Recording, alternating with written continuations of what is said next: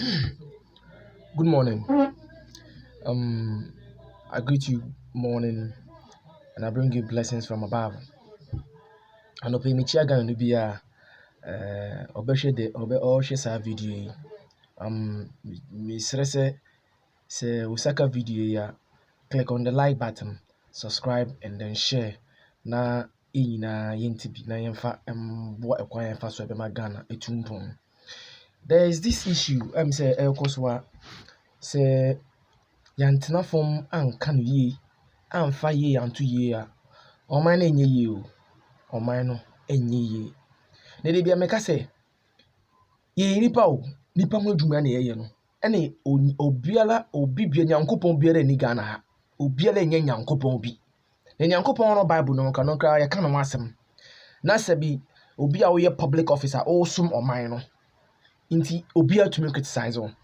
Na minko am say my video we da ba me the second one concerning Chief Justice ye wo di court asem awie a na nkasa wakọ yin ketreti a ketreni ti no hante na ode ehun eya de kwa so obi say ye di court asem awie obi a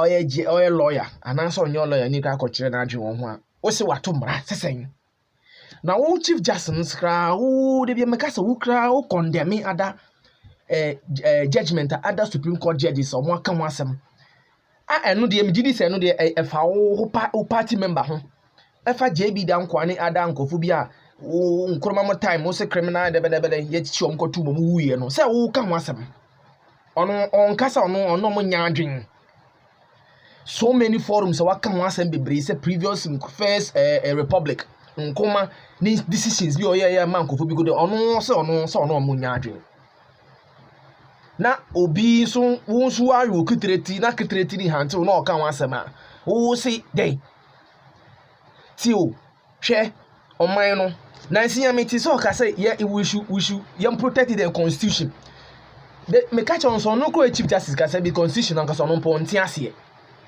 constitution no no ka che yen Ghana for no say no ka che ye bu say yam protect constitution no ono sa constitution no nti ase constitution no Chief Justice ono ka che yen Ghana for say yen protect no yen protect the constitution no say constitution no say be constitution no ntiase because enye mehu so no MPP ni 1992 run the constitution no say Chief Justice omo sinti omo ne say be ye mame no mu dwadefo ne kaya yefo no we ncho constitution so omo ye nipa che nti omo no mu ncho constitution bia nti constitution no ntiase MPP for no constitution omo antiase yes Akufo-Addo constitution on tiase because on kan na ye chiro ye anything na enim ye bo anso ono nso abetina constitution on tiase a all yes said all so the Ghana ye particles bi constitution me say enim ye bo a Chief Justice title ntimi pa me be so udin ye justice udin ye enim ye bo a justice na title ye dey so udin no so because we ye judge ba udin nga say enim ye bo a u certificate so din was on your Chief Justice enim ye bo a na wa certificate so that's the name mama dey be for na we di asem awie na wo ka che wo tumi ben tu wo tumi ni apatri bia ma wo say wo represent the head of the legal council wo be head eno ka president mi na appoint wo na we reduce the judicial service and the Supreme Court to the least minimum level of respect. Anything to be upon the respect of Supreme Court.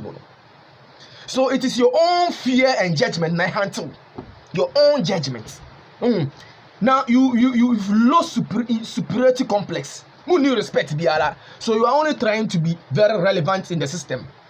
Now some these tribal and trivial issues. Niema sebi enfanya sebiala mbe inform nyen sebiala mba in the manum.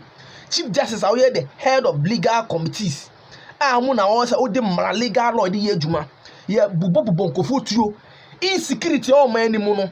Wo ye ka Ghana ye anyway crap ye in order of superiority. I want to so forth.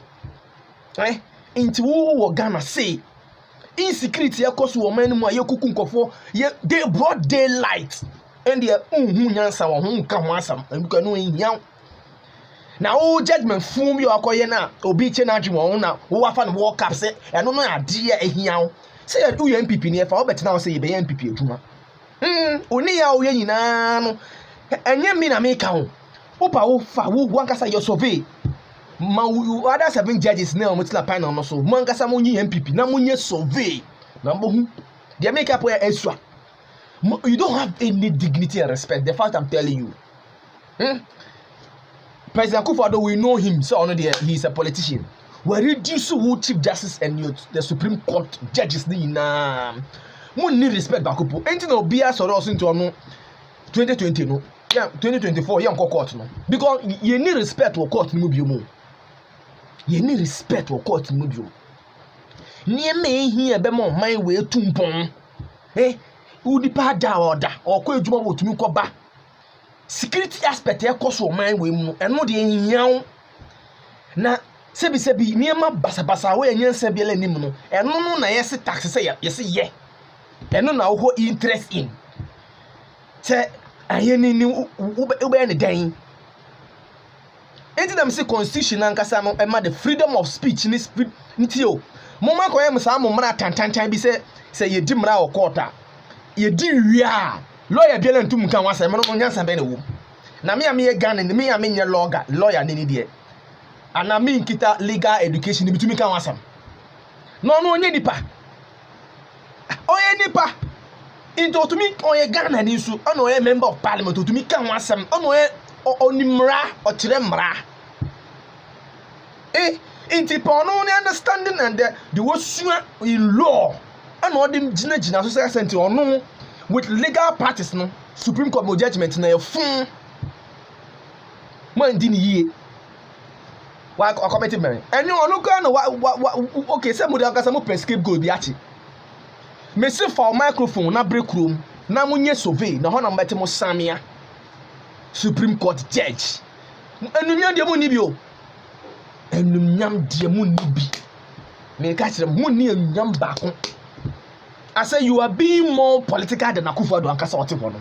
Because him Akufo-Addo or a politician. But I'm more insusu say more legal brains. I say mu die pere wasem ka ho. Sa na mukra mu respect Akufo-Addo ka mu nibi. Mu nibi. Enim ye bo anu panel judge 7 na motina say 9 no. Mu lose respect. Nti me catch them. You have no respect and Ghana obiere mbumo. Na me catch them say ekonya no MPP international da till the kingdom come. Akufo-Addo so international sa me wi asen say yo kai da bi. Say o MPP aban we beko aban foforo beba. Na ho na ye de ye wa. Wo beti masu mama bon se sa na wi ase so. Ma wo se sesi ya ekwan na matwa to wo no. Aban bi ba enye ndisi aban ko aban bi ba enye MPP aban na e de grader. Say akwan de footpath nipa na nanti wo motwe ekwan bi ati wo nipa na nanti wo ye by the grader be bie mu double ha no ho na mabuhu ofo ena mabuhu se sa na ewiase no enye mienu na e ba ko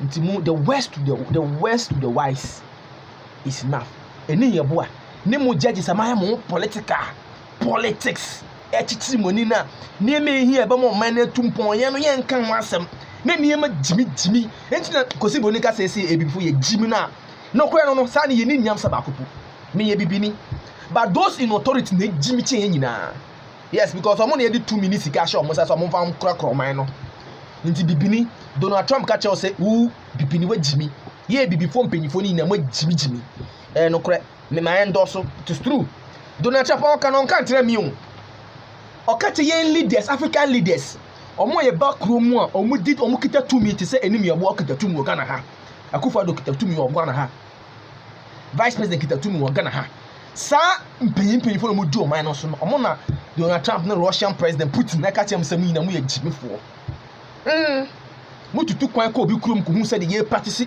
democracy na obu bi ni democracy anga say no ya anga bi fenya boni democracy say no ya anga ye bi practice ye obi kra yini sekra bo France president aso fuan wakokotoko ko defend no o president unim see COVID-19 ye practice social distancing wash your mask na wo ba obegyina tie wo avi no wa ba sa wo do nsa e tie nipa ntu abu mmara no so ya bona so court agya nipa ko no free am say afa ne dikititi bi Ghana ha president ko bu mmara so obu fa so wo sa jo na yi ase eni nya bo ani we hu boy wo so ye judge into di ni justice ka ho enu gu asefo akọ aba